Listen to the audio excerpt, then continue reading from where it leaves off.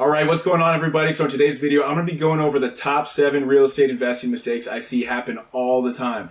So some of these things absolutely drive me crazy. So in this video, I've actually compiled a list of the top 7 mistakes I see newer real estate investors make, as well as even sometimes experienced ones. So mistake number 1 would be listening to the wrong people. So real estate investing is kind of I don't know if it's controversial, but everyone wants to talk about it. So as a real estate investor, especially if you're getting started, you should only listen to like the top 1% of people out there. That means you should only listen to people that are actually real estate investing, actually making money in the business. Because the thing about it is everyone has an opinion. People tell me every day, oh, this doesn't work, that doesn't work, and I don't want to like show them checks and things like that. But at the same time, in my mind, I'm thinking like, you're not a real estate investor, you've never done real estate investing, your real estate investing opinions are coming from like the one house you bought like 10 years ago. Because people like your neighbor, coworker, just different people, they'll always try to tell you real estate investing doesn't work. Or maybe they'll have just like, some people just have like crazy theories about real estate investing, and everyone has like their own little theory. Everyone has an opinion about it, but you really need to seek out like the top people in the field that are actually making money doing it and only listen to them. And the way you listen to these people and the way you find these people, the first free way would be podcasts. There's hundreds, if not thousands, of freely available real estate investing podcasts where you'll find out all about the real estate investor, how they got started, what types of deals they do, what markets they were in, what challenges they had. And actually, it's funny because if you listen to these, you'll hear the same thing. People will always say, yeah, when I got started, nobody said it would work. Now I'm still doing it and people still don't think it works.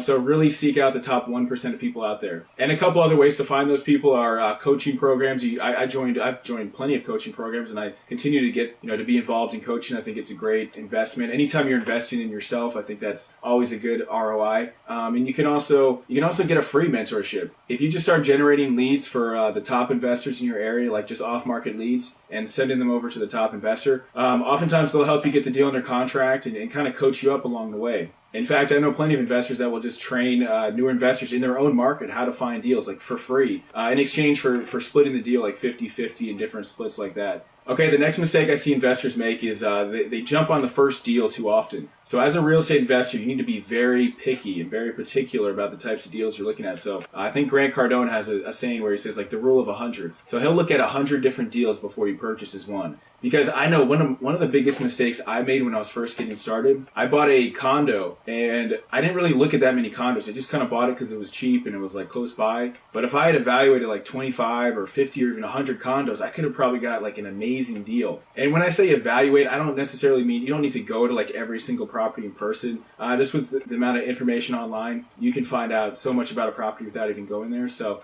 you need to at least have looked online at a very minimum at least 100 different investment deals before buying one. Because that will help you understand what a good deal is and what a good deal isn't. Because like now, if somebody calls me, I know almost like within 30 seconds whether it's a good deal or not. Because you just start to get an intuition for prices, different neighborhoods, things like that. Okay, so mistake number 3 is not having a system or formula for buying houses. So when I was getting started, we were just purchasing houses just because the property was cheap, and we were like, well, if you purchase it at 200 and it needs 50,000 worth of work, and you can sell it at 300, there's a 50K margin in there. It's probably a good deal. But we didn't really have any type of like formal system. And so the way you get a system, the first system I'd recommend is using the Mayo formula, the MAO formula. So what that means is you take the after renovated value. So you would find comps in the neighborhood of like ideally 3 renovated properties of similar style and square footage and everything like that. And you would multiply that number times 0.7, and then you'd subtract for the cost of repairs that the house needs. And that should be your most that you could offer, the maximum allowable offer. And if you find deals even like kind of in that ballpark, you should be good, because that type of analysis gives you a lot of forgiveness and builds in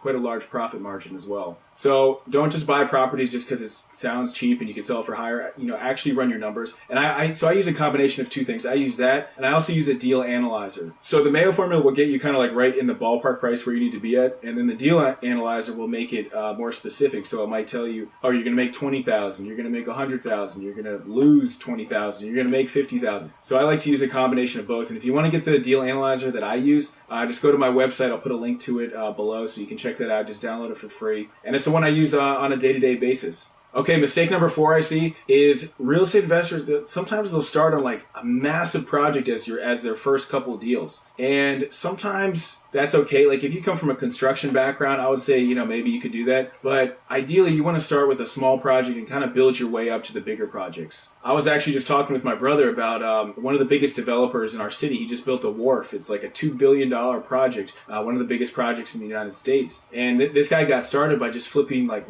small row houses in the city, and then built his way up to that. But if he were to start with that type of project, it would just be like insanity. Sometimes I'll talk with students and they'll ask me about some deal that they're looking at, and it might involve, building like 10 townhomes or, planning a whole community. And I'm just like, that's just out of your league right now. Just start with like little flips in your backyard first before you go ahead and do that. Okay, mistake number 5 I see is putting too much trust into real estate agents and wholesalers. So I'm not saying real estate agents and wholesalers are out trying to like trick people or anything like that. But I get leads like in my email, I probably get 10, 20 leads per week, per month from wholesalers and real estate agents. Send me like amazing real estate investment deal, like the perfect deal.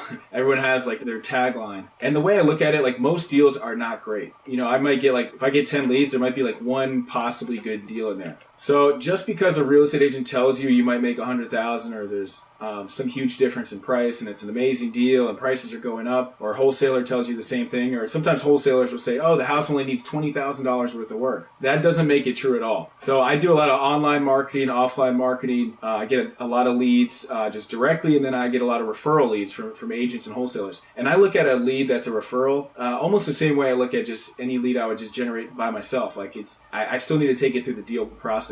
So I'll still run it through my numbers. I'm not just going to blindly take the opinions of a real estate agent or wholesaler who might just want to make a sale. So trust them, and you should build and network as much as possible with them. Build your list with them as much as you can. You should do networking events. Tell them, hey, if you find any good deals, send them my way. I'll be interested. But don't automatically assume it's a good deal just because they're sending it over and they say it's a good deal. Okay, mistake number 6 I see is people overdoing their rehab. So when you're doing a renovation project, you want to be at the higher end of the prices and the finishes in your neighborhood, but you don't want to be like over the top. Because sometimes I'll see people get like too excited. It's their first deal, and they'll want to do like just crazy additions. I've seen some houses I've looked at where there was like marble floors, like marble tile, like everywhere, and it just didn't even like fit in with the neighborhood. And someone would actually have to like re-renovate that. Someone would have to tear that down and do their own renovations just to make it look like a normal house. So be sure when you're looking at comps for your area, you try to find the best properties and then try to model those and maybe do things a little bit nicer, but don't go overboard. Don't go over the top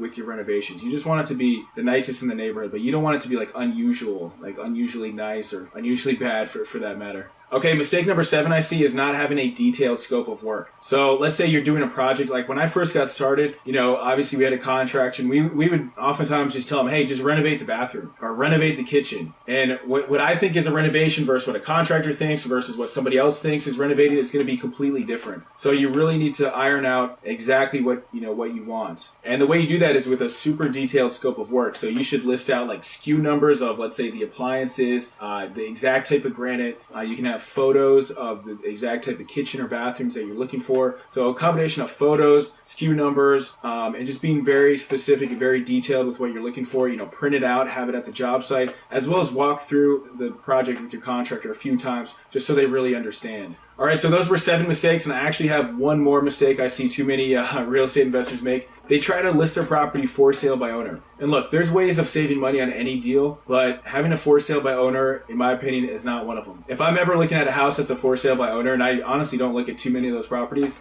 there's always just something weird about the property. It feels like they're just trying to save, they're going too far to try to save money. It's almost like they're cutting corners, and it just feels a little janky. They have a janky sign. It's sometimes really hard to show the property. Oftentimes the price is significantly higher than the comps. So anytime I see a for sale by owner, I just think someone's trying to cut corners. And if they're cutting corners on the agent, I wonder what else they're cutting corners on. So you need to present your property in the best light possible. And in my opinion, the way you do that, if you want to get your property sold fast for the maximum amount, you should get a highly rated local real estate agent. You should get professional photography, which any good real estate agent would provide. And then you should also have the property staged. So some people don't think staging is worth it, but I can guarantee you staging is absolutely worth it. Every property that we stage, and we pretty much stage every property now. It gets sold faster than properties that we don't stage. And I can't tell you how many vacant properties I've been into that they just don't, without any furniture, it just feels sterile, it feels cold, it feels uninviting. So get good pictures, stage your property, and use a highly rated local real estate agent.